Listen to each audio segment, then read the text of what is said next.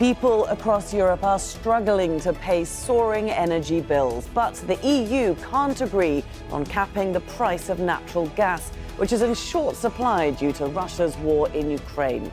So what can leaders do to prevent a winter of discontent? This is Inside Story.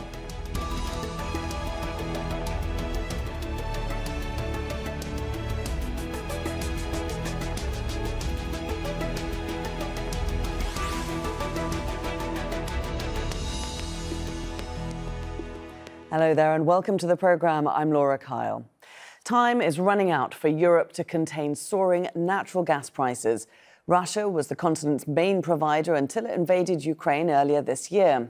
Sanctions and disruptions to pipelines, such as the Nord Stream 1 in the Baltic Sea, have dented supplies. So households and businesses are being forced to pay several times more than usual. European Union leaders have been meeting in the Czech Republic to discuss ways to keep costs down ahead of winter. 15 member states want an EU-wide price cap on gas, but others, including Germany and the Netherlands, are against this. Germany is focusing on subsidies to protect its own businesses and consumers. Neighbouring Poland says that's not fair for the rest of the bloc. And the head of the European Commission is urging members to unite behind a common plan. Time and again, the single market has proven to be our single best asset in times of crisis. Therefore, we need to preserve it. It's of paramount importance that we have a level playing field and that we avoid fragmentation and distortion. On the contrary, we have to make possible that there are investments. We have to double down on investments in homegrown renewables, not only for the climate, but also because the transition to the clean energy is the best way to gain independence and to have security of energy supply. Well, the EU has already agreed other measures to reduce demand and protect supplies. These include a so-called solidarity levy on energy companies' excess profits and a cap on revenues made by non-gas electricity producers.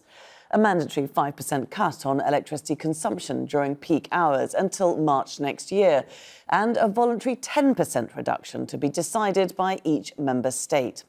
Many have already set standard limits. Italy and Spain have ordered a maximum temperature of 19 degrees Celsius for central heating, whilst Germany has turned off hot water in public buildings. And France has even put speed limits on ski lifts and is producing less artificial snow. Well, soaring energy bills and rising living costs have triggered protests across major European cities in the past few months. And this was the dominant issue in the recent elections in Italy and Sweden. Our Jazeera Step Vasson has more from one protest in Prague. Well, this is the largest trade union rally in 10 years. Thousands of factory workers have taken to the street here in Prague to protest against poverty. That's how they call this rally. And we are meeting here factory workers from all kinds of industries, the metal industry, the textile industry, communications, even the medical workers are here. And they're all complaining about the high prices because the Czech Republic has one of the largest inflation rates in Europe, more than 70%, and people are really struggling to pay their bills.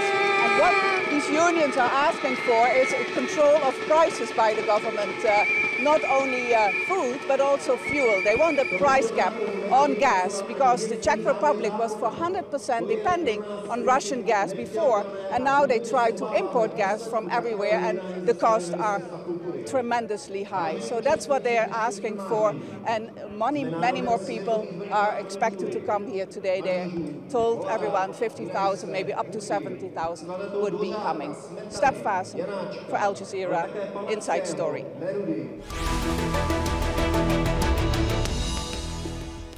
Well, let's bring in our guests now. And in Antwerp, Rebecca Christie, a non-resident fellow at Bruegel, that's a Brussels-based economic think tank. In London, Max Lawson, head of Oxfam International's Inequality Policy Programme. And in Barranquilla, Colombia, Jaller-Makarewicz. She's an energy analyst for the Europe team of the Institute for Energy Economics and Financial Analysis. A warm welcome to all of you. Anna Maria, let's start with looking at these different price caps. There's all sorts of different proposals on the tables. What are they, and why can't EU countries agree on them? Hi, they are very different. They all are aiming to secure some type of gas to the system, to the continent. But they like coordination. They lack a smart and sustainable solution for the continent. They all want, so some of them want to cap on the energy that is imported, others on reducing what the consumer is paying. But then there's another ones that they want kind of a mixture between them, because it's difficult if we put a cap on the price want to pay for the gas. We have a great competition outside, and perhaps some countries are worried that they will lose buyers, that they would like to sell to them. So it's not an easy solution. Each country has their own needs, and what we need is a coordinated action that will be beneficial for all the continent.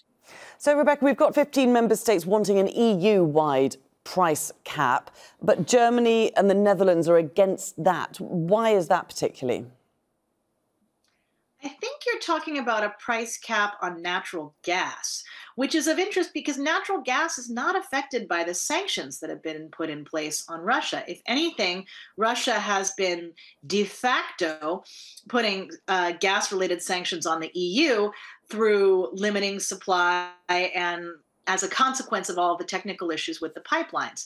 So you have the issue of what consumers and wholesalers are paying for natural gas and whether it's best to have a market signal, a subsidy, some sort of regulated market, how you're going to help Europe get through the winter. This is very different from the oil price cap that the EU is trying to put specifically on Russian oil, perhaps as an alternative to ending all exports of Russian oil. So they're very different caps with very different goals. And it seems, Rebecca, that countries are tending to veer towards taking their own approach, and this is upsetting EU unity. How difficult is it to reach a consensus? Because they are very different countries with very different needs. When you talk about taking your own approach, you're really, I believe, talking about energy security and how each country is looking to handle its domestic responsibilities in terms of keeping the heat on and the lights on. And that's very difficult because it affects tax policy, it affects budgets. Some countries are able to borrow more in public markets than others. And it's very tricky to coordinate all this stuff in a way that pays for it and that doesn't cause other people to feel like they're paying for their neighbors. Max, this is it's not an easy issue to manage, is it? Even if you are doing it country by country. Can you explain the rate at which these energy prices are spiralling and the impact that it's having on the people? Well, I think, for Oxfam, we work with poor people all over the world, but also with very poor people in Europe, in Spain, here in the UK. It's hard to exaggerate the impact of these prices. I was just reading today about how we already here in the UK have 4 million people using food banks, so food charities that give out food because people are hungry.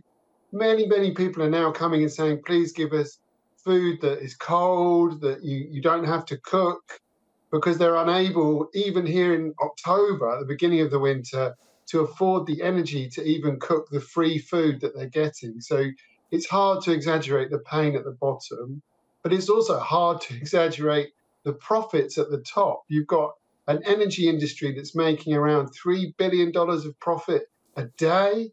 You've got 72 new food and energy billionaires. That's 72 new billionaires on top of the existing billionaires in the oil, gas and food industries.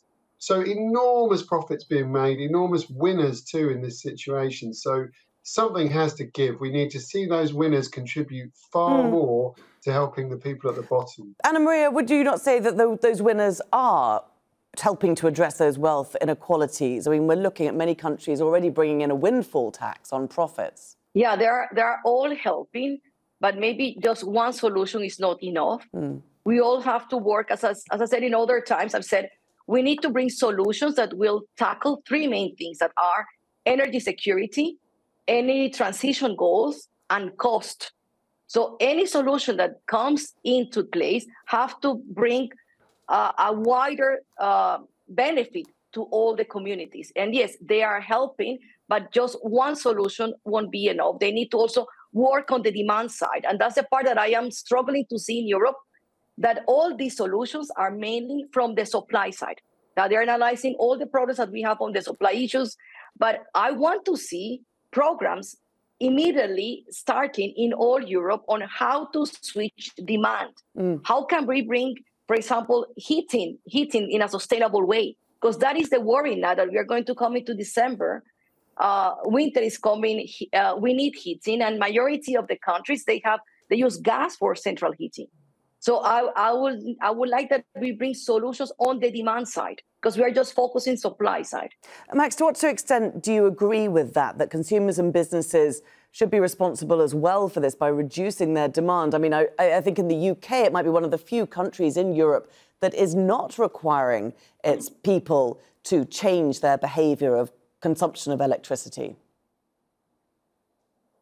I think I would agree, but let's again be careful of the tyranny of averages. When we say consumers in the UK, we're talking about a hugely unequal country. So do I think rich consumers should massively reduce their consumption of energy, even in normal times? Absolutely. You know, the richest 10, 20% of every country in Europe dominate the use of carbon, the use of energy, and using far, far more carbon than they could if we're going to save the planet. So I think we need to be careful saying that all consumers need to somehow tighten their belts. We think of those people at the bottom in rented accommodation, 1 in 5 deaths from cold in winter here in the UK. These are very poor people, often elderly.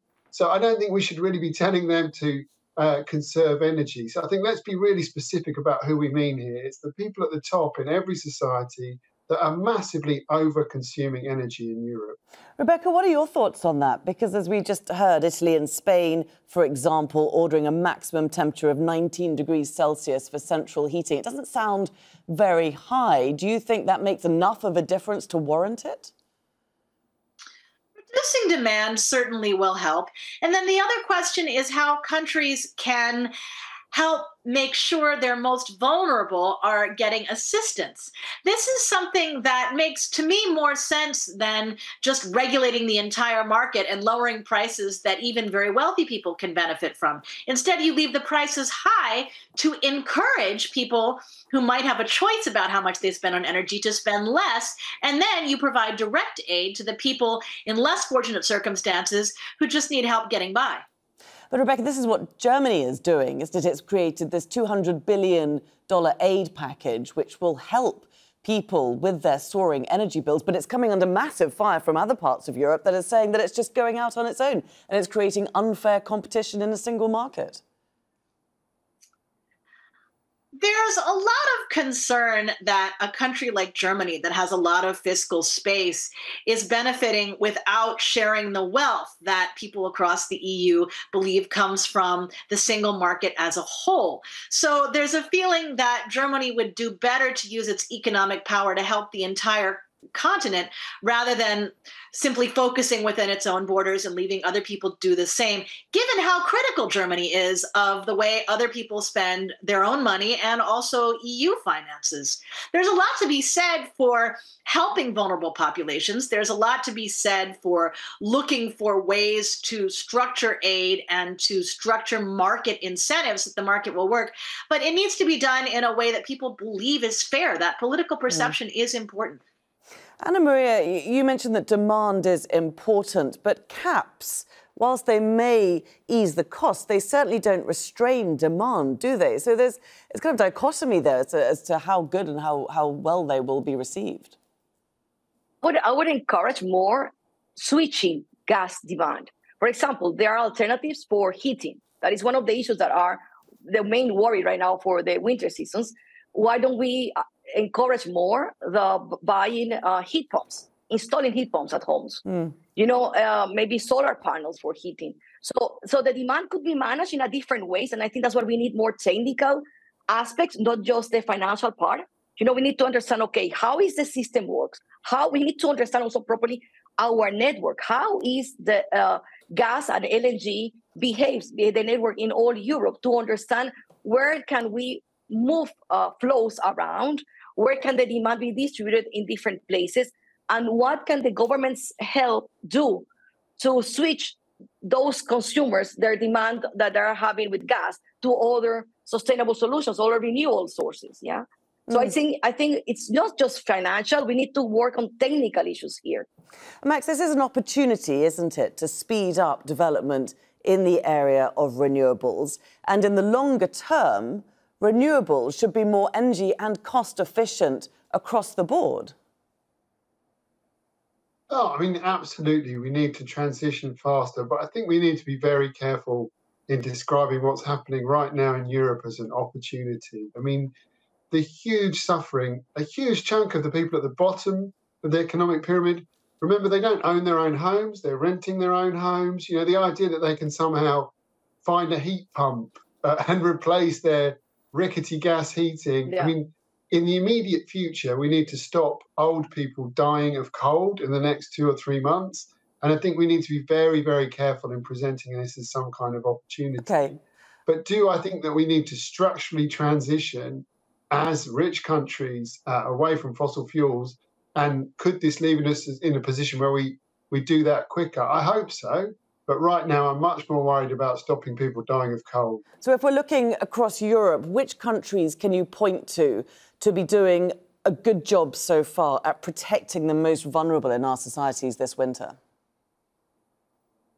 I think the Spanish government is doing a good job. I think they're implementing a semi-universal basic income, which they were before. They're now talking about wealth taxes as well as windfall taxes. It is true we're seeing windfall taxes being implemented, but they're not high enough. You know, during World War II and in other crises, we've seen windfall taxes of up to 95% on excessive profits. Remember, these are profits being made above normal. So it's not on all profits, it's on the profits they're making excessively. So these windfall taxes could be much, much higher, and we could also see taxes on the richest people. In the last 2-3 years, starting with COVID-19 and now with the food and energy crisis, you've seen an explosion in wealth at the very top across the rich world. So people are much, much better off at the very top. So I think Spain needs to be congratulated for thinking about wealth taxes as well as windfall taxes.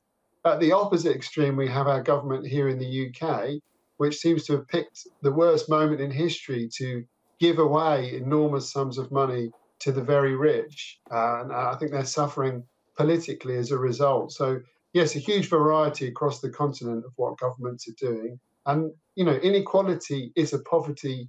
Inequality and poverty are a policy choice. You know, people dying of cold, that's a policy choice. It doesn't have to happen in Europe this winter.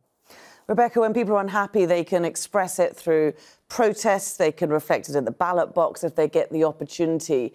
To what extent do you think Europe is going to see the more extremist politicians in their political structures capitalising on this malaise? We certainly see big political shifts, and we certainly see voters pushing for change and looking for something different. It remains to be seen whether outside politicians will adopt extreme positions once they're in government, or if they will try to govern at least somewhat toward the center. Italy is, of course, where all eyes are right now. You mentioned taxes. Giorgia Meloni has said she and her party would like to lower the tax burden on ordinary citizens and lower the labor tax burden. Italy has one of the highest ones, and yet find ways to keep the country's economy going. So it may be that she'll be able to do this and move toward the center. It may also be that rather than focus on these sorts of economic measures, there'll just be a lot of frustration and measures designed to draw out that frustration, and that will be worrisome. Anna Maria, it may seem simple to ask, but why can the supplies that we've lost from Russia simply not be replaced with other supplies from Norway, from Qatar, from the US? You may think there's plenty in the world to go around, so why can it not just be diverted to where it's needed? Okay, first of all, we were importing 150 BCM from Russia via pipeline. Is a closest country to Europe. And then pipeline transport is cheaper than LNG. There's a lot of gas around, but they're all already sold in long-term contracts. So most of those contracts are already signed years ago. Let's say Qatar with their own buyers, they have already signed contracts. So it's not that you can just come and say, yes, I want all this. You need also infrastructure to import gas. And that's when I really encourage Europe to be smart. So not just build, for the sake of, because we need more LNG terminals. We have the case of Spain, for example. They built more than 10 years ago a lot of LNG terminals that they didn't need it. They haven't needed it. And even if they can export more to Europe, they won't still be all utilized. Could be maybe 60% maximum. So that's what we don't want. We don't want the stranded assets. We want that whatever is used in Spain, in Europe, it will be sustainable for the future. And then that's the thing. You cannot just bring immediately all the production from other parts, because they need also to invest in production, and they need to switch buyers. We have a big issue right now with Asia, for example. There are some buyers in Asia that they're struggling to pay for the high LNG prices that Europe can pay. So then we are also having a difference, as we say, in wealth in other countries that is affecting their energy needs. So we are seeing also energy poverty coming into other places in the world. So let's say, LNG is behaving now as a world commodity, where all the things are affected. And then we have seen, sadly enough, this year, a systematically unreliability of all the gas value chain. We saw, for example, a few days ago, Malaysian LNG had a problem with their exporting terminals. Their main buyer is, one of the main is Japan. So immediately Japan tries to secure long-term contracts. The government is giving them some loan to do it. Everybody in the world wants that, Rebecca, we just haven't got much time left. I just want to point out that the EU has mostly scrambled to get enough gas to cover this winter. But what about next winter? Next winter is a big question. It'd be nice to get through this winter first. As you point out, Europe has filled up its reserves. So the question now is, will it be able to refill them once it uses them? And that will depend on a lot of these policies we've been discussing today. And Max, what happens when people are simply unable or refuse to pay their bills? What happens then? Well, I mean, I think there's a mass protest building in many parts of Europe, certainly here in the UK, about people refusing to pay. And I think a lot of people won't be able to pay. And I think there will be an increase in debts and ultimately a lot of suffering. As I said, 1 in 5 old people dying from cold here in the UK just last winter. Real suffering around the continent, and completely unavoidable. This is a policy choice by governments. Let's tax corporations effectively and fairly. Let's tax very rich people, and let's protect the poorest and invest in that transition. I think that's what we need to do urgently. Anna-Maria, just in the last 30 seconds, will the EU do that? Hopefully, yes. OK, all right. And there we will leave our discussion today. Thank you very much for taking the time to join us. Rebecca Christie, Max Lawson and Jaller-Makarewicz. And thank you too for watching. You can see the programme again anytime by visiting our website, aljazeera.com. And for further discussion, do go to our Facebook page. That's facebook.com/AJ Inside Story.